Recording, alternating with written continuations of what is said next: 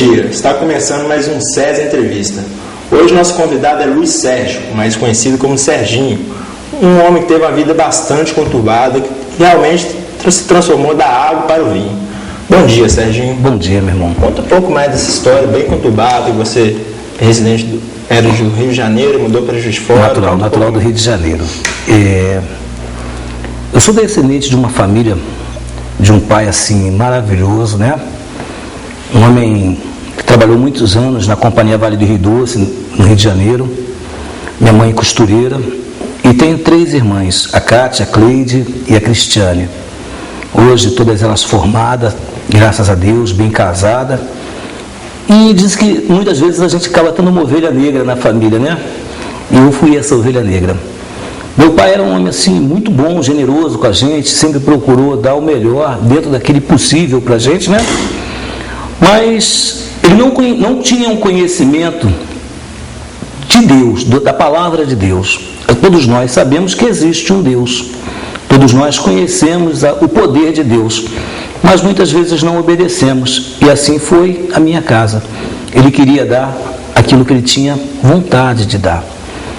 Mas também ele não sabia que os erros da vida dele poderiam trazer erros para as nossas vidas. E dentro da minha casa, meu pai sempre um homem muito bom, generoso, trabalhador. Ele tinha um problema de beber, da bebida.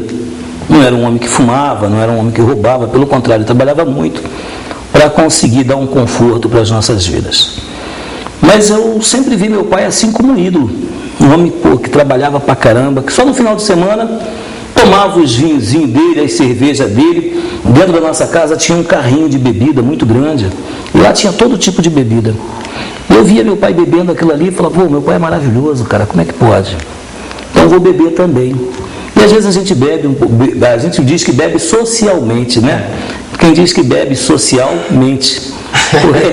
Porque muitos daqueles que bebem socialmente, por quê? No final tomam um porra e pagam os micos. E eu comecei bebendo um pouquinho da minha casa, bebendo um pouquinho. Isso devia ter meus 13, 14 anos, eu já bebia. E ali eu fui ficando viciado no álcool. Até um dia que eu fui convidado para ir a uma festa, e lá eu conheci as drogas, conheci a maconha. Mas era só fumar umzinho, não fazia mal nenhum, tomava uma cervejinha, tomava um vinhozinho. Coisa de garoto, fumar umzinho. E aí acho que chegou um dia que eu via que a maconha já não trazia mais tanto prazer. E eu fui conhecer algo mais profundo, a cocaína. E quando tive por meus 17, 18 anos, aquilo trazia muita tristeza para meus pais. Eles descobriram que eu usava drogas, que eu fazia coisas erradas. E às vezes até para conseguir o dinheiro da maconha, da cocaína, do álcool, eu praticava alguns pequenos furtos. Coisa ia naquelas lojas grandes, de um comércio de Campo Grande, e passava e botava as coisas no meu bolso, saía, trocava por um pozinho, um pouquinho de maconha, trocava, e sem necessidade, porque meus pais, pessoas maravilhosas, minha mãe trabalhava dia e noite para ajudar a sustentar a família, pagar a faculdade das irmãs, tudo, e ali tinha eu, sempre com isso. Larguei o estudo, com uns 16, 17 anos, eu já não estudava mais. E meu pai, porque era um homem muito conhecido, o que ele fez? Vou arrumar um emprego para o meu filho. Mas às vezes não é o emprego, não é o trabalho, não é. Eu digo assim, que nada pode mudar a vida de uma pessoa, a não ser que seja o poder de Deus. E eu comecei a trabalhava numa loja, numa empresa para o meu pai, que meu pai havia me indicado, e dali chegava no dia do pagamento, eu já começava a sair com a galera e beber de novo, e aí pintar outras coisas. E fui transferido para o centro da cidade, no Rio de Janeiro. Ali era um universo muito grande. E ali eu conheci todo tipo de pessoas. E como era um cara que falava muito, brincalhão, coisa e tal, todo mundo gostava, tem uma festa ali. E aí comecei a conhecer, além das drogas, a prostituição. Aquilo tudo. Comecei a conhecer e era um abismo, como a Bíblia diz, um abismo puxando o outro. Cada dia que você está num buraco, você parte para outro buraco. Não sei se você já ouviu aquele ditado que os opostos se atraem, né? Certo. Mas não é os opostos que se atraem, são os idênticos. Por quê? Porque se você usa drogas, você vai no lugar, de repente os pais te tiram dali e te levam para outro lugar. Chega lá, você conhece outras pessoas igualzinhas a você, do mesmo métier. Todo lugar tem a mesma coisa. Como é que pode? O cara saiu daqui, eu tirei ele daqui, botei lá. E assim era comigo. Toda vez que ia trocado, eu só ia trocado de lugar. E aumentava o universo das drogas. Até um dia que eu comecei a viajar para comprar drogas e vender no centro da cidade. E nessa viagem você trabalhava com plano de saúde? Eu trabalhei muitos anos com plano de saúde. Trabalhei pela Mil, Golden Cross, aquelas grandes empresas. E sempre fui um grande vendedor. Tanto é que eu hoje, até hoje, graças a Deus, eu sou conhecido como um grande vendedor. E sempre gostei de vender. Eu acho que Deus já tinha preparado algo tão maravilhoso para mim. Porque hoje eu sustento os meus filhos com vendas. Venda de carro, eu vendo qualquer coisa que permitir, se for da vontade de Deus, eu vendo. Então aí eu comecei a conhecer as drogas. Conheci droga. Até que eu comecei a usar tanto que eu comecei a ter parada cardíaca. Era convulsões de droga. Eu cheirava muita cocaína mesmo. Eu já não conseguia viver, acordar de manhã e não ter um pó por perto. E além das drogas, da cocaína, da maconha eu nem cheguei a fumar muito, tanto é que eu não fumei cigarro. Eu já dei um pulo de um para o outro assim, grande. Mas eu era alcoólatra, eu tinha um problema também do alcoolismo. Até desde a infância também, né? Da vista dentro de casa.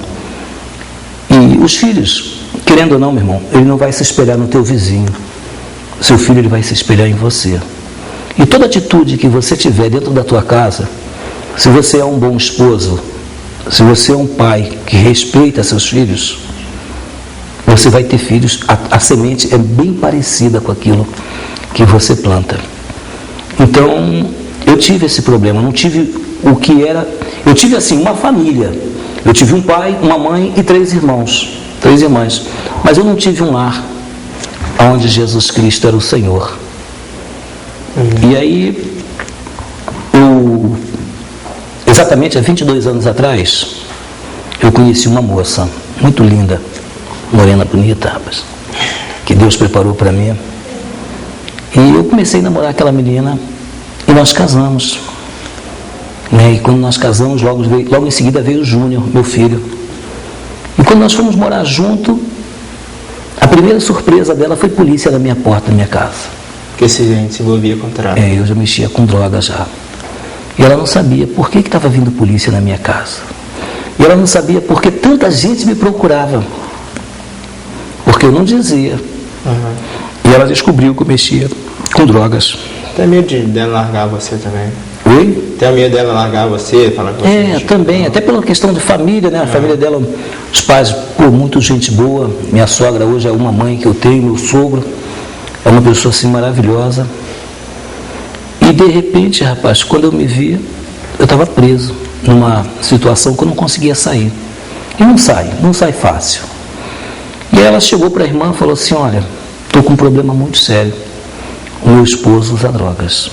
O meu esposo mexe com isso, mexe com aquilo. E aí o que eu faço? Minha cunhada tinha acabado de se converter à palavra de Deus.